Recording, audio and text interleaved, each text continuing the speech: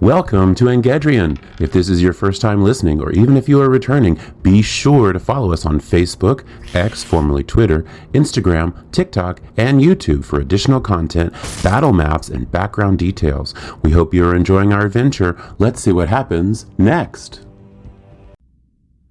Having just escaped from the wizard, the party made new, rather strange friends. Can you translate for us, little fire brother? Malaysia nods and begins translating into common from Terran what the strange creature says. Fleshlings, I am Grunfall, and those three are Boar, Burrow, and Doug. We are the guardians of this mine and the stone under the old city. You may not know our kind, but we are Zorn. Unlike most of our kind, which live to be 900 to 1100 Isvarana, I am nearly 1600 Isvarana. These three are over 1000 Isvarana. When the surface fleshlings first dug these tunnels, I was very young, and they were very kind. I made a deal with them. I would show them where and how to dig to find the best stone and some gems in exchange for gems and metals. When they found them, I was alone, the protector for many years. And then, the great sadness. All of the fleshlings died. All the beasts, grasses, and trees died. These three, gliding through the stone to escape the fires of the dragons, found their way here. We went deep into the earth together and took refuge in the Underdark for a time. Then we returned and found the surface changed. It hummed and awed with a new energy that we didn't feel before the great sadness. But more strangely, just gliding through the earth, we gathered sustenance without gems. We returned to the Underdark and let our Zorn brethren know about this. Many of them came here, and for the last 1000 Isvarana, we have swam through the surface stone of this land and eaten the strange energy. It has given us an unusually long life, but not so long ago, maybe 10 Isvarana or so, we noticed that the energy was almost gone, and then the roots appeared, the root of the great tree, and many other trees, and grasses. We became excited because we thought our fleshling friends would come home, and now you've gone. Grunthal pauses and seems to bounce in place with excitement. But what of the wizard? Umgren stands with his arms crossed, listening intently. And the kobolds? And the dragon? We Zorn were friends to fleshlings. They were kind, they shared, and we helped them prosper. The wizard is greedy. He cares not for this land or us. He only cares for the Giat, the great purple sphere. Grunthal points to the floor near the entrance,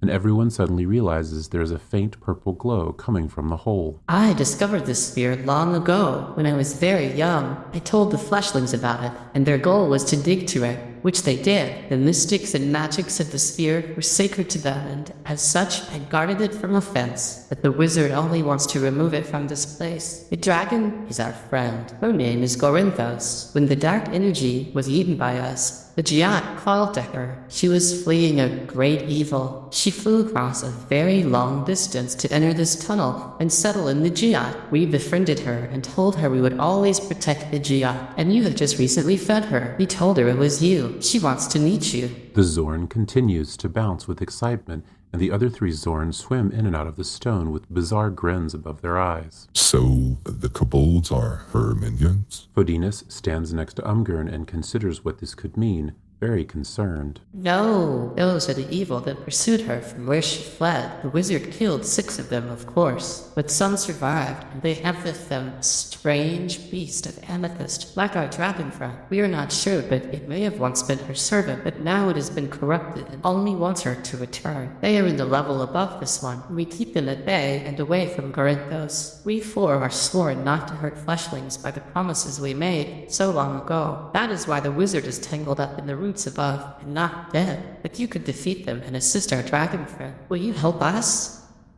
Grunthal stops bouncing and goes over to the tunnel wall. He moves halfway into it so that Malaysia's pushed a bit off his shoulder, and then he glides back out. In his claw, he holds a long piece of stone, pocked with scars. He returns to the party and slams the object hard on the ground. Much of the surface breaks away to reveal a long, thick vein of solid gold. As payment.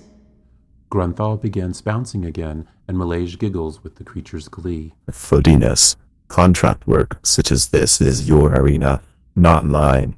Is a large vein of gold sufficient payment for killing a few kobolds and some amethyst beast? Umgren puts a hand on Fodinus' shoulder and laughs. Case, while the conversation is going, spends most of the time practicing his grappling skills with Doug, who, having 3 arms, is quite adept. Grunthal, Is there a chance that we could talk with the Cabals rather than slaughter them immediately? Peace steps forward and leaps onto the giant Zorn's other shoulder. They are all bad people, small fleshy kitten. Why would you want to talk to them? Grunthal strokes Peace's leg fur gently. Clarinthus fled for her life. In our experiences, dragons do not fear much. The Giat called to her, but such magic is not infinite. It has a range. We suspect, King of Stone and Gem, that wherever Corinthos came from, it is close and it is filled with dark, evil things. If these creatures that pursued her cannot fly on their own, they had to arrive somehow. And if they are currently waiting in the level above us for something to change so that they can take Corinthos back, the logical answer is reinforcements.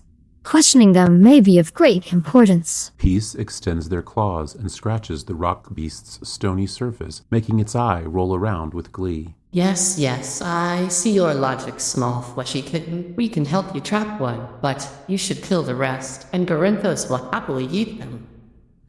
His large maw creates a toothy half-grin. Malaysia and Peace hop down and join the party, who form a large circle with the Zorn. Inacel whispers to Malaysia, who smiles and then speaks to Burrow. A few moments later, Burrow enters the circle and regurgitates a large pile of finely pebbled stone. Inacel casts Mold Earth. Inacel murmurs a few words, and the pebbles flatten to a sheet, and a rough map of the tunnel they are in now forms in the stones. Doug, or can you please go up and assess the current situation? Grunthal, please correct Inacel's stone drawing for the differences below. The large Zorn speaks quickly to Malaysia, who makes a few changes and pulls a few coins from his backpack to mark areas. Doug, Burrow, and Bora return, giddily babbling in Terran at Malaysia, and he makes adjustments to the map again. Assuming these distances are accurate, I could fireball them. I need to be here for the throw, but the tunnel dimensions should result in an isolated blast. Malaysia fondles the baubles around his neck. But you've also got your wands. If you hit the creature with a blast from each of those, we should be able to handle the kobolds. Fodinus pokes at the two wand heads sticking out of Malaysia's coat. And if the Zorn simply restrain the 4 kobolds, we wouldn't need to fight them at all. Theophania pats one of the stone beasts on the back. They all bounce a bit. Then we have a plan. Fodinus will sneak into the tunnel first and position himself to surprise attack the beast. Grunthal, Burrow, Boar, and Doug will glide into the tunnel, grab the kobolds, and restrain them against the wall. When they are restrained, Fodinus will make the first blow, and then Malaysia will zap him with a wand to finish him off. Should be simple enough. Fodinus slowly climbs the ladder up to the level above and walks onto the landing of the tunnel, slipping inside and squeezing against the wall. Fodinus makes a stealth check, rolls 23. Adhering to the walls and moving in and out of the crevices, Fodinus slides his way through the tunnel without a sound. He finds a point less than 6 arm spans from the great beast hidden around a turn in the stone wall and presses against it, melding into the darkness. Grunthal, Burrow, Doug, and Boar peer into the tunnel with their eye only and find their marks. They also note the great beast is facing towards the back of the cave, mumbling quietly to himself or the wall. They wait for Malaysia to signal. Malaysia and the others follow after Fodinus, but stay at the edge of the tunnel entrance. From where they are standing, Malaysia is sure his wand of lightning will reach the beast, though he cannot yet see it. Malaysia casts Grease. Ahead in the tunnel, 12 arm spans from where they are standing, a slick square of oily grease covers the ground. When the party is in place and ready, Malaysia ignites the end of one of Theophania's arrows. Theophania makes a ranged attack, DC 10, rolls 13. Theophania's arrow streaks through the darkness, strikes the square of grease, and it ignites into a conflagration. Fodinus makes his move. Fodinus attacks Gemstalker with 2 short swords, Assassinate, Surprise, Sneak. Rolls 17 versus AC 17 for 48 total piercing damage. Fodinus streaks towards the purplish beast and plunges his short sword into its side deeply, but then sees the wizard from the other level, and his second swing barely strikes the creature. The wizard. Fodinus screams as the beast seizes him with 2 clawed hands and throws him onto the ceiling. Conjurer Wizard casts Web. A wet, sticky mass of spider silk encases Fodinus and secures him to the ceiling. Malaysia, able to see the beast clearly after he tosses Fodinus to the ceiling, now has a clear shot. Malaysia uses Wand of Lightning Bolts, 4 charges, rolls 39 lightning damage. Gem Stalker Dex saving throw rolls 10 versus DC 15. The white-hot bolt of electricity illuminates the cavern and strikes the creature in the chest, exploding out the back and collapsing it to the ground. The wizard's tiefling face is illuminated by the blast of lightning, and the 4 Zorn retreat into the stone quickly. Everyone rolls for initiative. Fodinus makes a strength check to break free of the webs, rolls 14 versus DC 14, moves back to the party 80 feet, dashing. Seeing the beast fall as planned, Fodinus strains against the web of the wizard, breaks free barely, and then dashes all the way back to the party. Kobold Dragon Shields A, B, C, and D move to the ignited grease patch, form a line, and hold action. Almost in unison, the 4 armored kobolds, not restrained by the Zorn as planned, form a line with spears extending next to the burning patch of grease. Peace casts Thaumaturgy, brightens the fire for 1 minute, 10 rounds. Kobolds have disadvantage on ranged attacks. Peace murmurs a few words, and the flames of burning grease brighten considerably, causing the kobolds to squint in the sudden intense light. Conjurer Wizard casts Fireball, rolls 23 fire damage. Party saving throws are 15, 16, 20, 9, 21, 27, 24. 6 saves and 1 fail. From behind the bright flames, a small bead of fire streaks towards the party and explodes in a massive fireball, filling the tunnel entrance with scorching flames. The party attempts to dive away, but there is little room to escape the blast. Malaysia barely notices and scowls harshly at the wizard. Umgurn uses Lays on Hands for himself, regains 20 hit points. Having taken the full blast of the fireball, Umgurn places his hand on his neck and heals himself with his divine power, then readies his scimitar. Case uses Second Wind, regains 11 hit points. Case takes a long, slow, deep breath, releases it, and then readies his spear. Malaysia uses Wand of Magic Missiles, 6 charges, rolls 27 force damage. Malaysia takes a few steps forward and fires 8 glowing darts from the end of his wand, which streak through the fire, past the kobolds, and slam the wizard into the chest, one after the other. He smiles and turns to the party. Let's finish this. He charges towards the kobold with his short sword and dagger drawn. Theophania uses 2 charges for Ensnaring Strike, attacks Conjurer Wizard with +1 arrow in longbow, rolls 19 versus AC 12 for a hit for 9 piercing damage.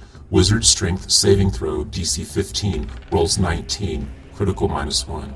Theophania draws a magic arrow from her quiver, notches it, squeezes her bow handle 3 times, causing greenish vines of light to appear on the arrow, and fires at the wizard, striking him in the chest.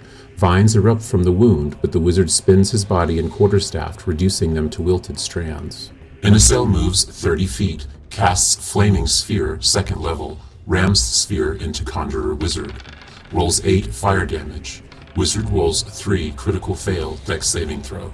Inicel moves up opposite Malaysia and calls forth a flaming sphere between the kobolds and the wizard. She then pushes the sphere with her druidic will into the wizard, scorching him. Fodinus moves 40 feet, moves 35 feet bonus action with a 5-foot leap over Kobold, DC 12 acrobatics check. Attack of opportunity from Kobold D. Attacks wizard with dagger, thrown, sneak. Rolls 24 acrobatics. Kobold rolls 8 versus AC 18 for a miss. Rolls 25 versus AC 12 for 15 total damage. Fodinus charges the kobold line at a run and easily leaps over the head of one on the far right. The kobold tries to poke him with his spear, but misses. When Fodinus lands, he moves a few more steps and then hurls a dagger at the wizard, catching him in the same shoulder as Theophania's arrow. Kobold Dragon Shield C moves into melee with Fodinus, makes 2 spear attacks, ends turn near Flaming Spear, rolls 10 and 5 for misses, rolls 8 dexterity saving throw, fails, takes 6 fire damage. One of the kobolds leaves the line and charges towards Fodinus, trying to impale him on its spear, but it misses with both lunges. Too close to the sphere of the flame, it gets slightly singed. Kobold Dragon Shield B moves to melee with Malaysia, makes 2 spear attacks, Rolls 20 and 21 for 2 hits for 11 total piercing damage. Blocked by Inacel's sphere of flame, another kobold moves around the burning patch of grease and charges Malaysia, stabbing him twice in the side and leg with his spear. Peace moves into melee with Kobold Dragon Shield, makes 2 claw attacks, 1 key point for Fists of Fury. Rolls 19, 17, 26, and 26 for 35 total slashing damage. Peace rushes next to their small Genasi friend, flexes their paws with full claw exposure, and rapidly delivers 4 slashes across the kobold's face, neck, and chest. Conjurer Wizard casts Fly, moves 60 feet through the air. Action moves 60 additional feet through the air. Mortally wounded and very angry, the wizard's clothes flutter briefly and he takes to the air, flying along the ceiling of the tunnel, past the entrance and out of sight. Umgren dashes 60 feet, action plus movement, moves into melee with Dragon Shield C and D, casts Compelled Duel on Dragon Shield D. Dragon Shield rolls 4, fails, is compelled. Umgren watches the wizard flying overhead and rushes to help Fodinus with the 2 kobolds. He brandishes his scimitar at the closest kobold, holy light surrounding his head and weapon. The kobold turns to him and it rattles its spear. Case moves into melee with Dragon Shield B, attacks with spear 2-handed. Throws spear, second attack, at Dragon Shield A, reduces 2 hit and damage by 1 for an additional 20 feet of range. Manifest Echo as a bonus action. Rolls 15 versus AC 15 for 12 piercing damage. Rolls 17 versus AC 15 for 11 piercing damage. Case rushes towards the kobold that attacked Malaysia with his sphere lowered, skewering it in the heart. He pulls it out, dripping with the creature's blood, and hurls it at the remaining kobold on this side of the fire, striking it in the chest. He bumps his fists together, and an echo of himself appears in front of the spear-struck kobold. Kobold Dragon Shield D attacks Umgren with 2 spear attacks, rolls 13 and 8 for misses. The armored kobold, compelled by Umgren, gnashes its teeth and lunges with its sphere, but Umgren deflects both incoming blows with his scimitar easily. Malaysia moves into melee with Dragon Shield A, attacks with short sword and dagger, rolls 22 for 8 piercing damage and 13 for a miss. Malaysia leaps over the corpse of the kobold Case just downed and charges to one of the engaged with Fodinus, wielding his short sword and dagger. He slashes the creature with his short sword, cutting into its shoulder, but his dagger finds the hide shield of the kobold. Kobold Dragon Shield A attacks Echo with 2 spear attacks, rolls 7 and 13 for misses. With Malaysia's gash to its shoulder and the spear from Case in its chest causing pain and anguish, the kobold attacks the larger Case Echo in front of it with its sphere, but misses, unable to focus from the pain. Theophania moves next to Inacel, attacks Kobold Dragon Shield D with longbow, attacks Kobold Dragon Shield C Hordebreaker with longbow. Rolls 20 for 6 piercing damage and 28 critical for 14 piercing damage. Theophania gallops closer to the action, stopping next to Inacel, and fires 2 quick shots at the armored kobolds engaged with Fodinus and Umgren, hitting both of them in the side. Inacel moves into melee with Kobold Dragon Shield D, attacks with scimitar, uses Hungry Jaws, rolls 19 for 10 slashing damage, rolls 9 for a miss. Inacel rushes into the fray with her crystal scimitar raised high and brings it down on the kobold that Fodinus leaped over earlier, cutting deeply into its thigh. She follows that with her snapping jaws of razor-sharp teeth, but he blocks her with his shield. Fodinus attacks Kobold Dragon Shield C with 2 short sword attacks, sneak attack. Rolls 21 and 19 for 25 total piercing damage. Fodinus turns his attention to the armored kobold closest to him and slashes the creature with his 2 short swords. Kobold Dragon Shield C attacks Fodinus with 2 spear attacks, ends turn near Flaming Spear. Rolls 11 and 21 for 1 hit for 4 piercing damage. Rolls 10 dexterity saving throw, fails. Takes 7 fire damage. Bleeding profusely from Fodinus' onslaught, the kobold attempts to stab him with its spear, but only manages to graze his shoulder. The flames of Inacel's sphere flare, dropping the kobold to the ground. Peace moves into melee with Kobold Dragon Shield D, makes 2 claw attacks, 1 key point for Fists of Fury. Rolls 19, 13, 11, and 19 for 13 total slashing damage. Peace darts past the fallen kobold and exposes their claws for 4 key-enhanced swipe at the kobold engaged by Inacel, cutting into its belly with 2 of the passes. Conjurer Wizard flies back into room. Doug, Burrow, and Boar use their held action to grapple Wizard. Roll 5, 22, and 9 strength checks versus Wizard's 18, 13, and 21 strength checks. The wizard returns to the fray, flying back into the entrance hole and towards the party. Doug, Burrow, and Boar drop from the ceiling and try to grapple the tiefling to the ground. Doug gets kicked off by a foot, and Boar gets deflected by a staff parry, but Burrow lands solidly on the wizard's back, grabs him with all of his hands and feet, and drops him to the ground. Umgren attacks Dragon Shield D with 2 scimitar attacks. Rolls 6 critical and 11 both misses. Umgren flourishes his scimitar to bring down a forward blade blow on the compelled kobold, but flourishes a bit too much, losing the balance of the swing and slicing into Peace's thigh. Horrified with his injury to his friend, his backswing is equally off and clangs into the kobold's shield.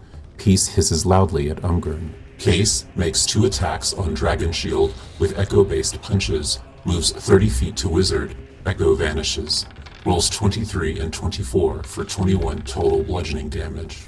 Case throws 2 solid punches at the kobold in front of his echo, knocking it nearly unconscious, then rushes past Theophania to the wizard grappled by Burrow. Kobold Dragon Shield D attacks Umgren with 2 spear attacks, rolls 12 and 6, both misses. Still compelled, the armored kobold screams in anguish from the other blows and thrusts with its spear, but Umgren dodges the blows, deflecting them to his sides. Grunthal uses held action to seize Dragon Shield A, rolls a 13 strength check versus 10 strength check of Kobold. Grunthal's massive 3 hands emerge from the wall behind the kobold facing Malaysia and seize his neck and both of his arms, dragging it back against the wall, helpless. Malaysia moves to a position behind Fodinus, casts Firebolt at Kobold Dragon Shield D, rolls 24 for 3 fire damage. Malaysia moves closer to the remaining kobold and hurls a mote of fire at it, charring its arm.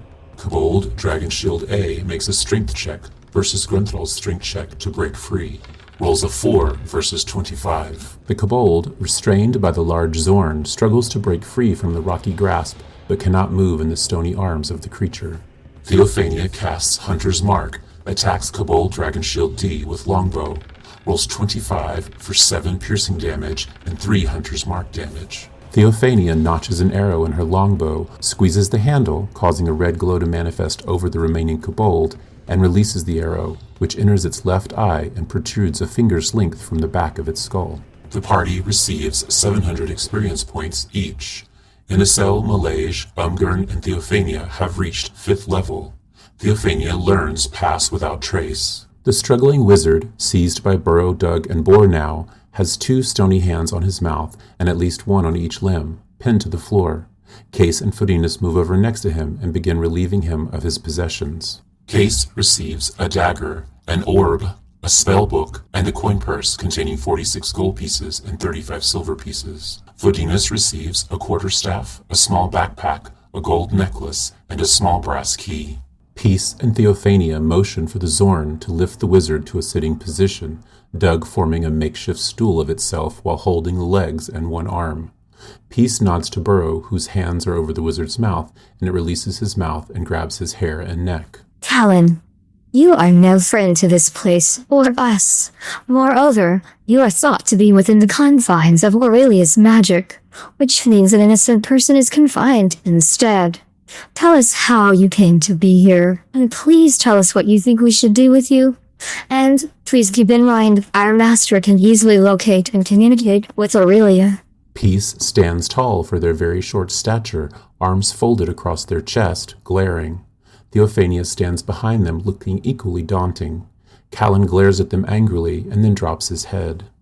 To be here is quite a long and complicated story, but the short version is that I found an old mine system that was shared by Enoch, Colthea, and the former kingdom of the Blight.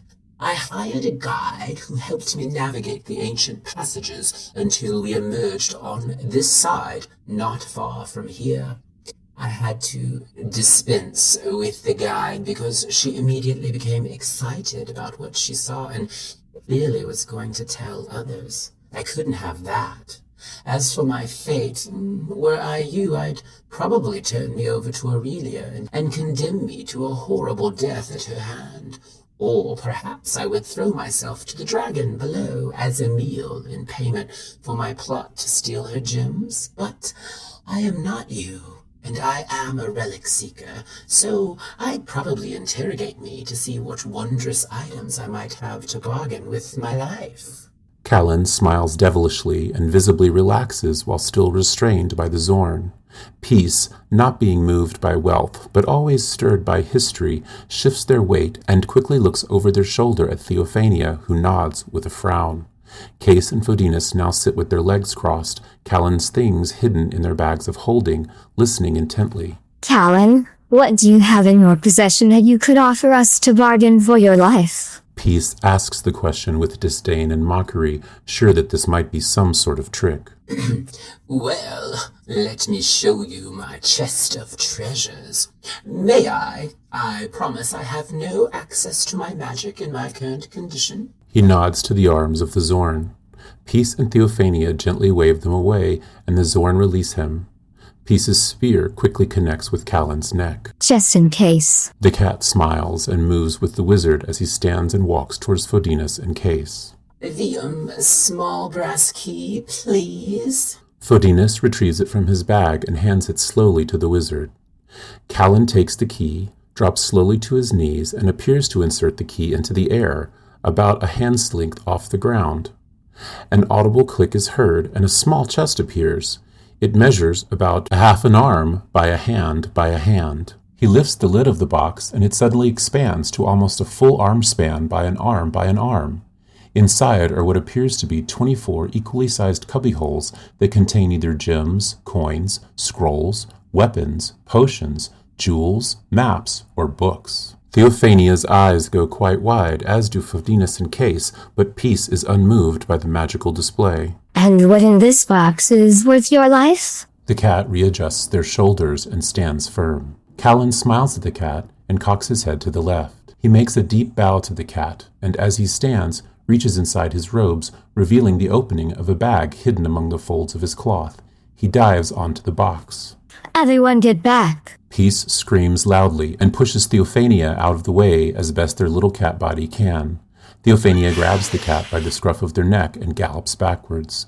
Fodinus and Case both spring from sitting and bolt away. The Zorn melt into the floor. Within seconds, the space where Callan landed vibrates with bluish-green light and the wizard vanishes. A loud, destructive sound, like a box exploding, fills the cavern, and a black hole opens on the ground. Case, Theophania, Peace, and Fodinus make strength or dexterity saving throws, DC 10.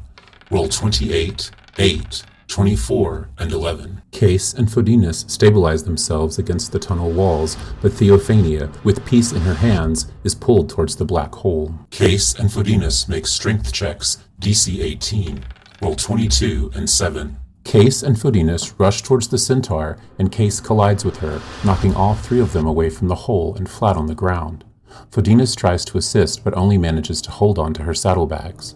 After a few seconds, the hole vanishes and the forceful pull ends. There's no trace of the chest or the wizard. Umgren, Malage, and Inicel rush to the collapsed pile of the party, with Grunthal still holding the kobold, who's trying to scream, but its mouth is still covered. What happened? Malage rushes to the spot where the wizard disappeared and begins feeling the ground and waving his hands through the air. Malage makes an Arcana check, DC 20. Rolls 12. There is no trace of magic remaining here that I can feel. Fodinus stands, handing Theophania her saddlebags, and walks over to Malage. Fodinus makes an Intelligence check, DC 10. Rolls 13. My guess is that the wizard was hiding a bag of holding. The chest he showed us was definitely extra-dimensional magic of some kind. When he dove on the box, he put it inside the bag, and that caused a random portal. He chose to be randomly sent to some other plane of existence than face Aurelia, and at the cost of all of his treasures. I guess his life was more valuable than anything in that box. He pats Malage on the shoulder, and everyone sees to Peace, Case, and Theophania, who who are all okay. Thank you, Case. Theophania bows deeply. If you hadn't intervened, Peace and I would have joined the wizard in some random place. Do not speak of it, my lady Centaur. The thought of it makes my heart hurt. Case bows deeply as well, and then Peace charges toward him and gives him a long, hard embrace. Umgren turns back to the kobold and questions him in common. What is your name? Umgren stands with his arms folded, glaring. I'm called Circa. We know that you came here with the Gem Stalker to convince the dragon below to return to her home. You were a legion of 20 plus the Gem Stalker. 6 of you perished to the wizard above, and 4 of you were here for the confrontation. What about the other 10? The kobold looks at Umgren disparagingly and snarls. Grunthal tightens his grip on the kobold's neck, arm, and leg. They are waiting for us to the southeast of Hespa, with a green dragon named Pendal.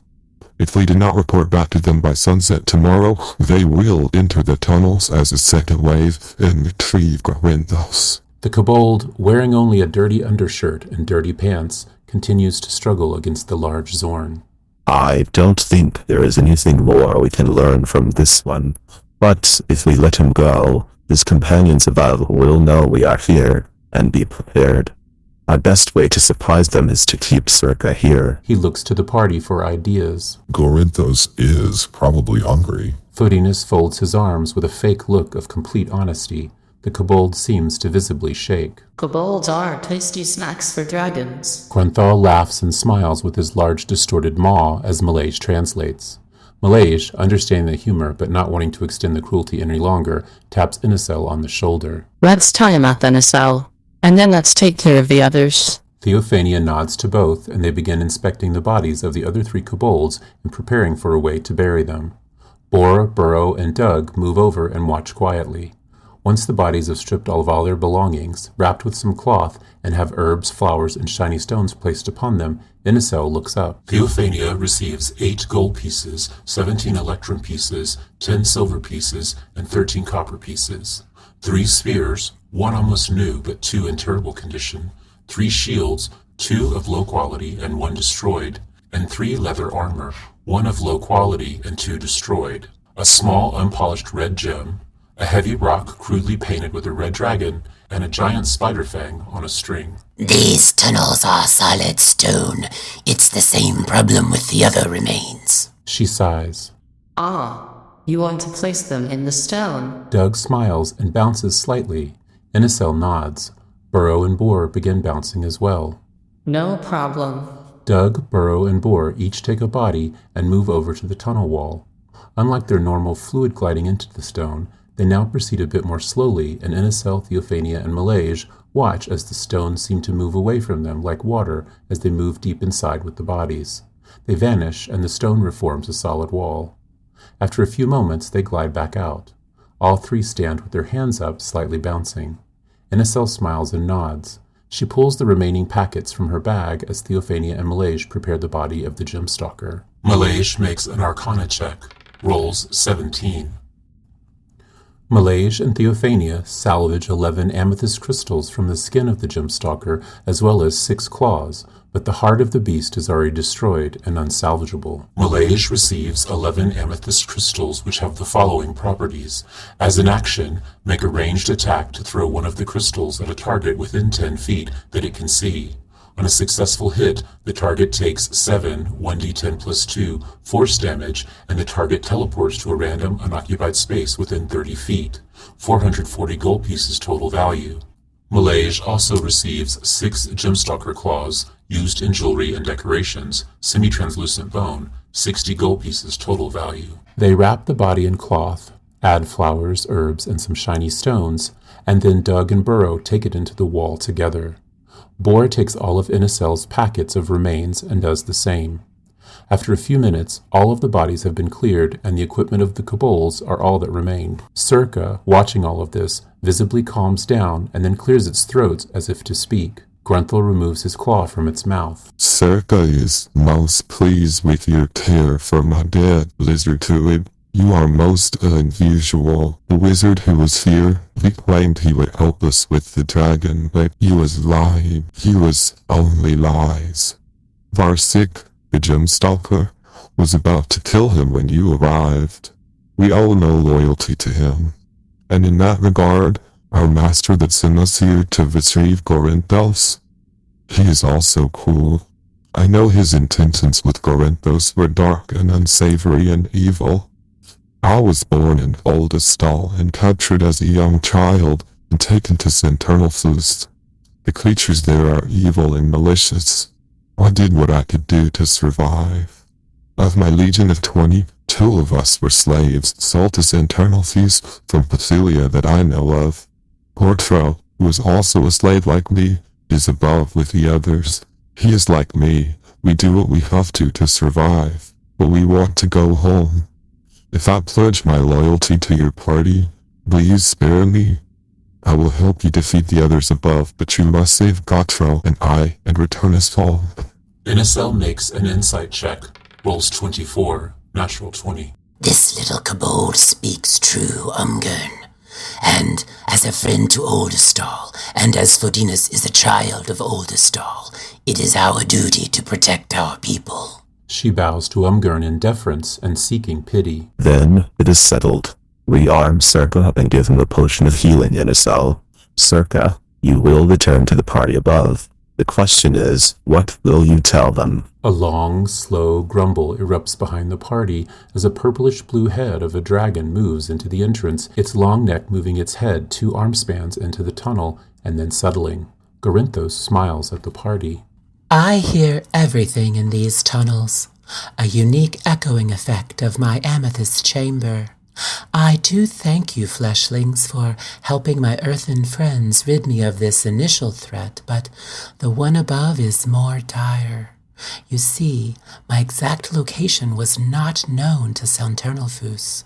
This was a scouting party looking for me. If they return to Centernalfus with full knowledge of my whereabouts and the condition of this land, it will be a much larger force that returns.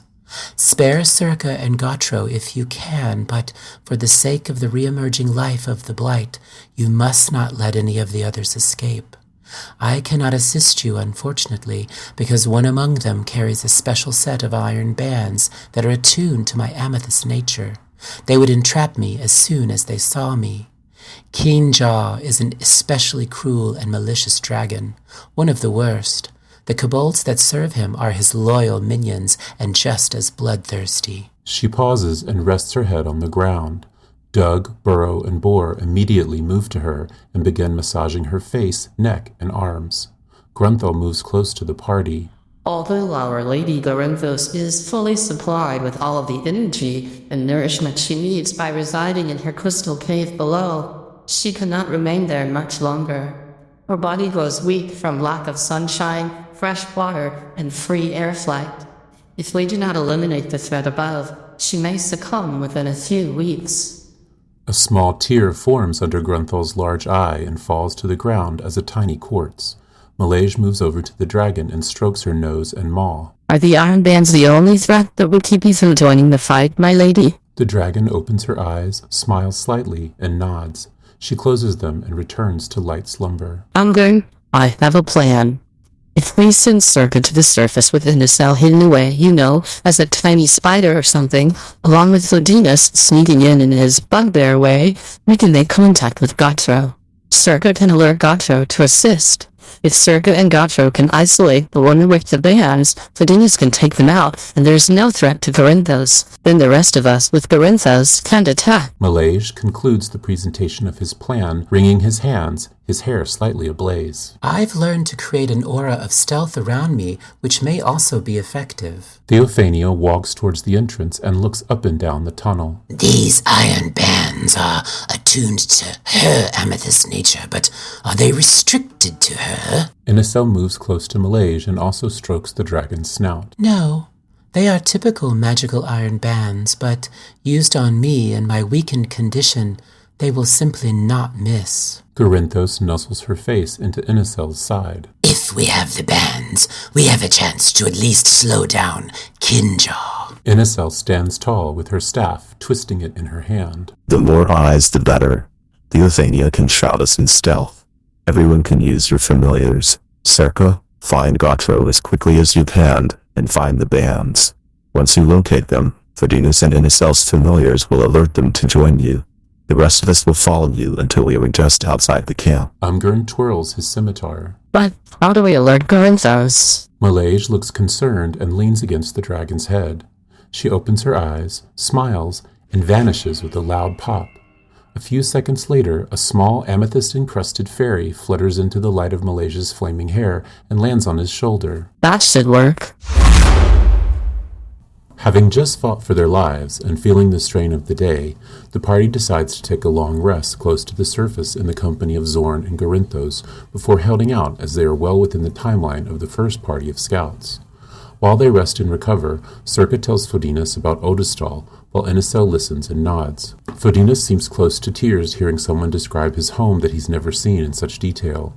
He is reminded of his missing sister, who was sent to look for him after he was kidnapped. After a few tears fall, he shakes the kobold's hand and takes his rest. The Zorn spend several hours carefully surveying the Basilisk family and eventually removes their chains. Although the beasts barely understand, the removal of the chains invigorates them, and they begin moving freely about the caves in the lower levels. The party takes a long rest. After sufficient rest and preparation of the necessary spells they may need, the party exits the hole under the tree roots. The Zorn continues gliding in the ground, occasionally popping up an eye or a claw to let the group know their whereabouts. As they approach the southeast edge of the ruins, the large southeastern tower looms up out of the sand. Umgurn motions to them, and then to the tower. Grunthal winks, and the Zorn disappear. Inicel turns into a small spider and climbs onto Circa's shoulder. Sister and Slipknot move across the ground ahead of Fodinus. Filigree and Hestia stay behind with Gorinthos in the shadows. Fodinus makes a stealth check. Rolls 26. Fodinus slides in and out of shadows and crevices behind Circa, seemingly unseen or heard. Circa moves towards the camp with confidence. The remainder of the kobolds are standing or sitting around a large campfire. At the far end, a large green dragon sits with its wings folded behind it, sitting on its hind legs. As Circa approaches, he calls out in Draconic. The kobolds and dragon turn towards the sound. One of the kobolds rushes over to Circa and begins chatting with him quietly. After a few seconds, the kobold steps away from Circa, looks back into the ruins, and stands quietly. Circa moves forward to the fire and speaks in Draconic. The kobolds cheer and rattle their spears. The dragon smiles, laughs, and speaks a few additional words in Draconic. Another kobold steps forward and pulls a ball of coiled iron bands from its bag and holds it up. Circa moves close to it, as does the first kobold he spoke with, and they examine it closely. Circa makes a few comments, pointing at the bands, and then speaks directly to the dragon. The dragon nods, and Circa places the bands on a hook on his belt and nods back. Circa moves back to the edge of the circle next to the first kobold, and they put their heads together and chat further. After a few moments, Circa looks behind him into the ruins nonchalantly and winks. Fodinus sends a thought to Slipknot, who rushes off into the ruins to alert the rest of the party. Within a few minutes, the party, with Gorinthos in her small form and covered under Theophania's stealthing spell, hides at a corner of the ruins. The stone wall is only a few feet high, but the fleeting light of Isvara this late in the day and an old tree give them cover. Malaysia makes a Tinker Tools check. Rolls 25. Malaysia manages to secure the 5 giant sandflea acid pouches to the head of one of Theophania's arrows and secures 5 of the Gemwalker's amethyst crystals to the head of another of Theophania's arrows. Inicel returns to her normal form in the cover of a stone wall and locates a large dune of sand nearby. Fodinus applies the purple worm poison to his main hand short sword. When everyone is prepared for the surprise assault on the dragon's party, Fodinus makes a gesture towards the large stone tower, and several things are put in motion simultaneously. Grunthal, Doug, Burrow, and Boar attempt to grapple Kenjaw. Strength versus strength times 4. Roll 11, 14, 20, 13 versus 10, 24, 21, and 15. The 4 Zorn erupt from the ground around the green dragon's feet and grasp and grapple at its 4 legs furiously. However, only Grunthal can make a clutching hold on the dragon's front right leg. The other 3 are easily kicked away or slapped away by its wings, but Grunthal's restraint of the beast gives it some disadvantages. Fodinus moves 20 feet, makes 2 short sword attacks, assassinate, surprise, sneak, purple worm poison, and moves another 20 feet away. Mobile, no attack of opportunity. Rolls 25 critical for 51 piercing damage. For 50 poison damage. Dragon takes 0 damage, immune. and rolls 10 for a miss. As the Zorns make their grasps at Kinjal's feet, Fodinus runs in from out of the shadows and lands a deep slash in the beast's chest. The slash cuts deeply, and the poison causes it to bleed profusely. Fodinus' second swipe misses, and he runs safely from the beast. Theophania attacks Kinjal with longbow twice with loaded arrows, rolls 18 versus AC 18 for a hit for 12 piercing damage, and Dragon Dex saving throw equals 14 versus DC 15. Fodinus Dex saving throw equals 24 versus DC 15 for 33 acid damage, 17 half for Fodinus, and rolls 29 for 9 piercing damage and 43 force damage. Dragon Dex saving throw 15 versus DC 15 takes 21 damage. No teleportation effect. Size. As Fodinus' first slash lands, and while he is swinging the second blade, Theophania launches the acid pouch-laced arrow at the dragon, striking it in the neck and showering it with acid. Fodinus dodges, but also gets burned. As Fodinus runs away, her second arrow laced with amethyst shards slams into the dragon's chest, releasing an explosion of force. Inacel casts Mold Earth. As the force from the crystal blast still echoes, Inacel runs close to the dragon, grabs an arm-span cube of sand from a dune, and slides it into the dragon. Already flapping its wings in an attempt to douse the acidic burning, it kicks up a cloud of sand around the campfire from Inacel's dune. The dragon is burned, bleeding, and bludgeoned, but still standing. Circa screams through the cloud of sand. For Aldestal! He hurls the iron bands at the injured dragon. Circa Cabal Dragon Shield attacks dragon with iron bands of Bolaro, rolls 13 versus AC 18 for a miss. The ball of iron bands bounces harmlessly off the dragon's wings and clatters at its feet. Everyone rolls for initiative. Malaysia moves 40 feet towards the settling cloud of sand, casts Catapult. Dragon rolls Dex saving throw, disadvantage, restrained. Rolls 7 versus DC 15 for a fail, takes 17 bludgeoning damage. Malaysia rushes towards the campfire where the settling cloud of sand is illuminated by the flames, and he can easily see the dragon. Broken stones lay all around the foundation. Malaysia folds his hands over each other, makes a fist with one hand, and slams it towards the dragon. One of the chunks of stone zooms straight towards the dragon and strikes it in the head. With a loud reverberating roar, the dragon falls to the ground, dead.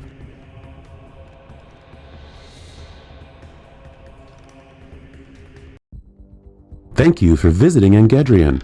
Don't forget to find us on Facebook, X, formerly Twitter, Instagram, TikTok, and YouTube for additional content, battle maps, and background details. We hope you're enjoying our adventure. We can't wait to hear what happens next.